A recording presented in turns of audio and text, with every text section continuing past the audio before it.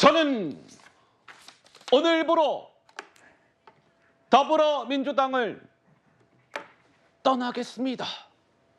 이렇게 선언한 사람이 있었습니다. 누굴까요? 확인해 보시죠.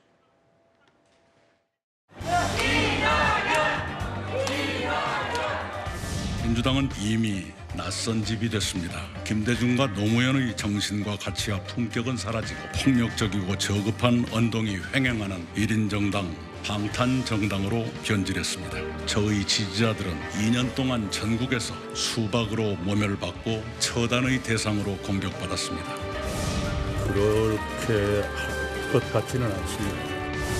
지역구나 비례대표 출마 의사가 없으신 건 있으십니까? 출마 않겠습니다. 오직 총선에 돕는 역할로 함께 하실 것이다.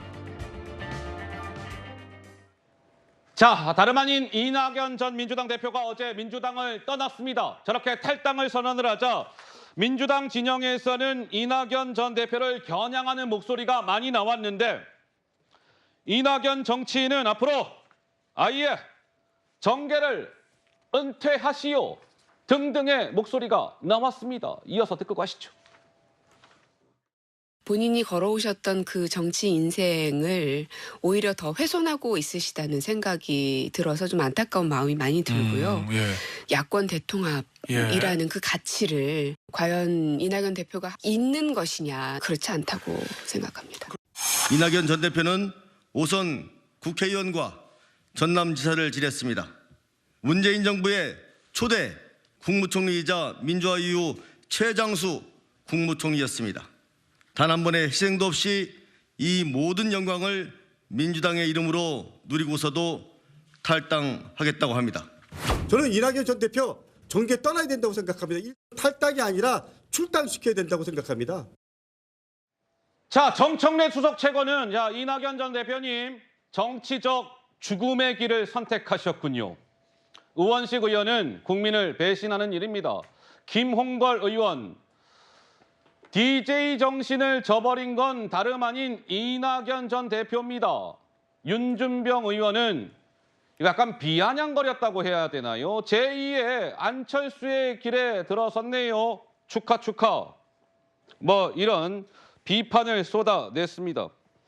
그런데요, 민주당이 이렇게 이낙연 전 대표가 탈당을 한 것과 관련해서 비판의 목소리가 나오고 있는 가운데, 이낙연 전 대표는 누군가와 이렇게 손을 잡을 수도 있어요 라는 뉘앙스의 발언을 했습니다. 손을 잡을 수도 있어요. 그 대상은 누굴까요? 이어서 한번 들어보시죠.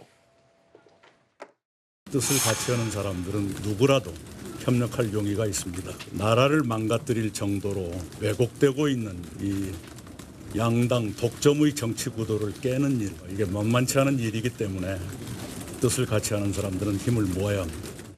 단둘이 비밀 회동을 한 적이 있습니다. 그렇게 긴 얘기는 아니었고요. 공통의 가치 혹은 공통의 분모 많이 느끼셨습니까? 그럼요. 문제의식 같은 것은 같은 거고요. 큰 틀에서는 별 차이는 없습니다.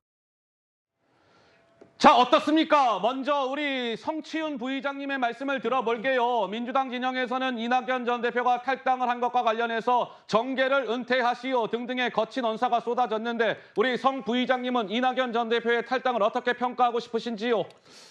저는 말씀드리고 싶습니다. 그 헤어진 연인은 다시 만나면 안 되지만 헤어진 정치인은 언제든 다시 만날 수 있거든요. 허허. 그렇기 때문에 이런 식의 발언을 하는 게 과연 적절한가라는 얘기를 한번 드리고 싶고요. 저도 이낙연 전 대표의 탈당에 전혀 동의하지 않습니다. 양당 구도의 그 특혜를 누리셨던 분이고요. 그리고 저는 얼마 전에 먼저 탈당한 그 원칙과 상식, 조홍천 의원님이 하셨던 발언과 좀 다르게 느껴지는 이유가, 조홍천 의원님이 이런 얘기했거든요. 나는 일진한테 돈을 뺏긴 다음에 일진이 같이 지내자고 하면 어떻게 그러겠냐, 학폭을 당했는데. 근데 조홍천 의원님은 문재인 정부 때도 비주류였고 지금도 비주류 아닙니까? 그런 분이 그런 얘기를 하니까 공감이 되는데, 이낙연 전 대표께서는 한때 속된 말로 일진하셨던 분 아닙니까? 그때는 왜 이런 문제, 주류가 비주류를 탄압하는 문제에 대해서는 지적하지 않고 고치지 않으셨으면서 왜 이후에 본인이 비주류가 된 이후에 받은 공격에 대해서만 이야기하시는지 모르겠고요. 다만 민주당에서는 이낙연 전 대표에 대한 아쉬움 이런 것들 최대한 쏟아낼 수 있습니다. 하지만 나가시면서 하신 저 말씀 그 모멸받았다. 수박으로 찍히고 핍박받고 증오의 정치의 대상이 됐다.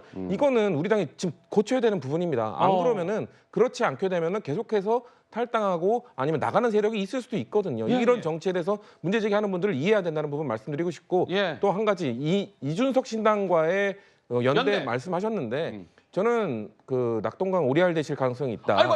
왜냐하면은 이준석 전 대표는 보수로 돌아가겠다는 얘기를 했어요. 아이고. 내가 가서 국민의힘 다시 재건하겠다고 했는데 만약에 총선 이후에 이준석 전 대표가 국민의힘 다시 내가 접수하러 가겠다라고 하시면 어떻게 하실 겁니까? 단지 그렇기 때문에 안티테제 지금의 양당 구도 깨자라는 안티테제 하나만으로는 뭔가 연대하고 이렇게 뭐 협력하시다가 나중에 그 안티테제가 깨졌을 때 혼자 남게 되실 수 있거든요. 그러니까 그거에 대한 가치를 좀 더 고민해 보시길 바랍니다. 알겠습니다. 시간 관계상 성치훈 부의장 말씀까지 들어야 될 것 같고요. 뉴스웨이 라이브는 끝난 거 아닙니다. 계속 이어가겠습니다.